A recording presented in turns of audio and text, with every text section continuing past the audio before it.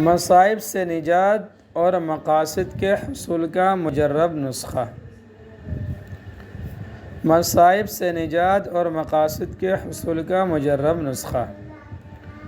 رسول اللہ صلی اللہ علیہ وسلم نے عوف بن مالک رضی اللہ تعالیٰ عنہ کو مصیبت سے نجات اور حصول مقاصد کے لیے تلقین فرمائی کہ کثرت کے ساتھ لا حول ولا قوت الا باللہ پڑھا کرے۔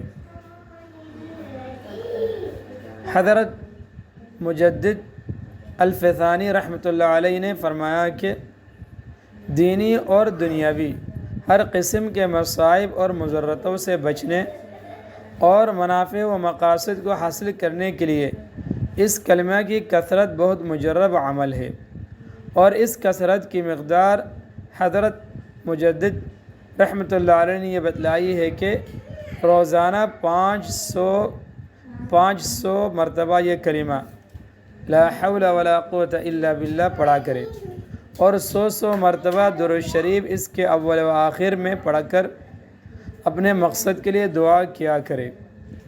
حضرت ابوذر رضی اللہ تعالیٰ عنہ سے روایت ہے کہ رسول اللہ صلی اللہ علیہ وسلم ایک روز اس آیت وَمَن يَتَّقِ اللَّهَ يَجْعَلْ لَهُ مَخْرَجًا وَمَن يَتَّقِ اللَّهَ يَجْعَلْ لَهُ مَخْرَجًا کی تلاوت بار بار فرماتے رہے یہاں تک کہ مجھے نیند آنے لگی۔ پھر فرمائے کہ ابوذر اگر سب آدمی صرف اس آیت کو اختیار کر لے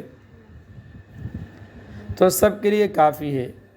کافی ہونے کی مراد ظاہر ہے کہ تمام دینی اور دنیاوی مقاصد میں کامیابی کے لیے کافی ہے۔ معارف القرآن۔